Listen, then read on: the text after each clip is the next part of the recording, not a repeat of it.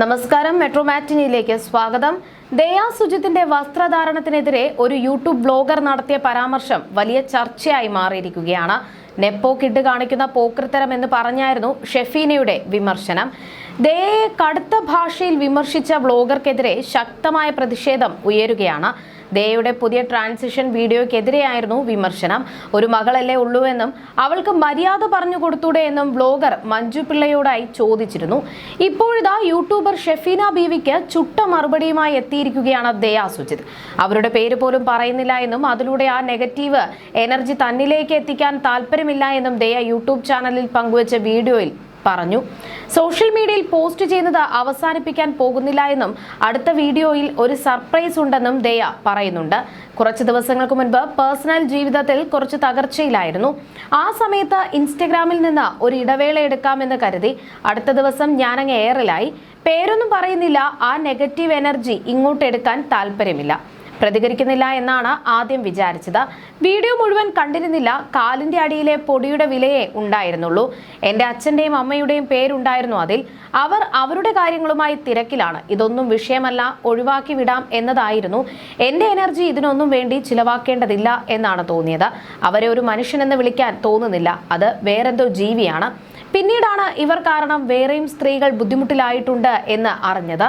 ഞാൻ മാത്രമല്ല, വേറെയും ഇരകളുണ്ട് എന്ന് മനസ്സിലായി. വീഡിയോ കണ്ട് കുറെ പേർ ഇവർക്ക് അനുകൂലവും എനിക്ക് എതിരുമാണ്. പക്ഷേ കുറെ പേർ തന്നോട് സ്നേഹം അറിയിച്ചു, സെലിബ്രിറ്റികളും അല്ലാത്തവരും. വീഡിയോ കണ്ടപ്പോൾ ദേഷ്യം തോന്നി. പക്ഷേ അതെന്റെ ജീവിതത്തെ ബാധിക്കാൻ ഞാൻ അനുവദിച്ചിട്ടില്ല. പക്ഷെ മറ്റു ചിലരുടെ ജീവിതത്തെ ബാധിച്ചിട്ടുണ്ട്. അത് ശരിയല്ല.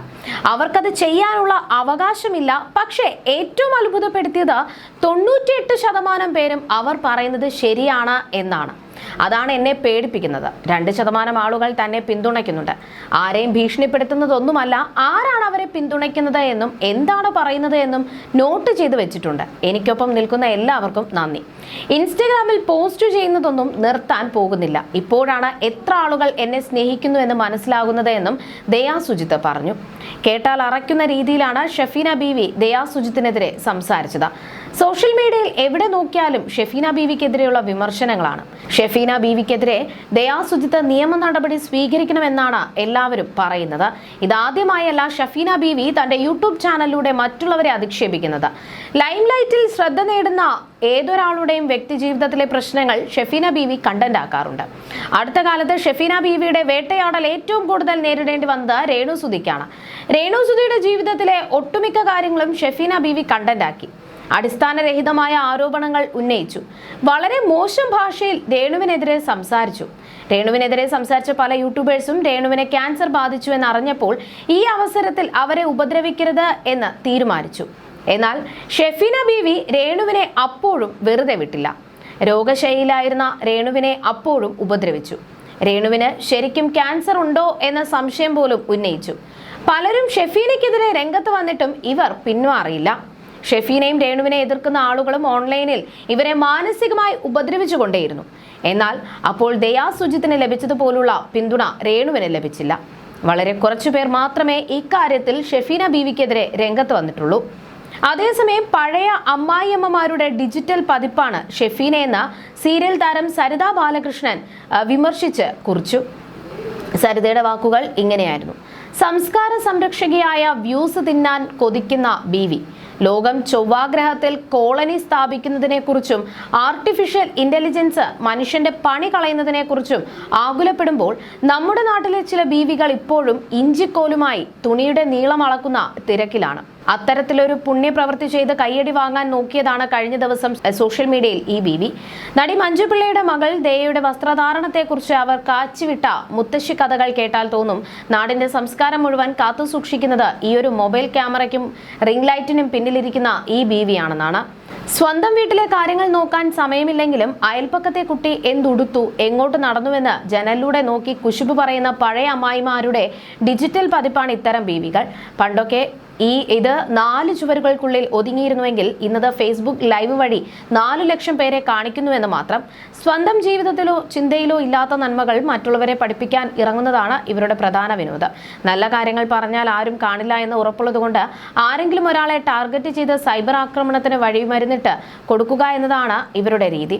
എന്തായാലും നാട്ടുകാർക്ക് വിവരമുള്ളതുകൊണ്ട് ഇവരെ കൃത്യമായി എടുത്ത് എയറിൽ കയറ്റിയിട്ടുണ്ട്. ട്രോളുകളും വിമർശനങ്ങളും താങ്ങാനാവാതെ ഒടുവിൽ ആ ബീവിക്ക് വീഡിയോ ഡിലീറ്റ് ചെയ്ത് രക്ഷപ്പെടേണ്ടി വന്നു. അവർ വിമർശിച്ച ദയയാകട്ടെ ഈ ഒച്ചപ്പാടുകളെയെല്ലാം ഒരൊറ്റ മാസ് ഡയലോഗ് കൊണ്ട് തല്ലി തകർക്കുകയും ചെയ്തു. വിമർശകരുടെ മുഖത്തടിച്ചതുപോലെയുള്ള ഇൻസ്റ്റഗ്രാം പോസ്റ്റിലൂടെയാണ് ദയ മറുപടി നൽകിയത്. ഈ 500 ആനെ തോൽപ്പിക്കാനാവില്ല മക്കളെ എന്ന ഹാഷ്ടാഗ് വെറും ഒരു ട്രോൾ ഡയലോഗ് മാത്രമല്ല, തന്നെ തളർത്താൻ നോക്കിയവരുടെ വായടപ്പിച്ച മാസ് കൗണ്ടർ കൂടിയായിരുന്നു അത്.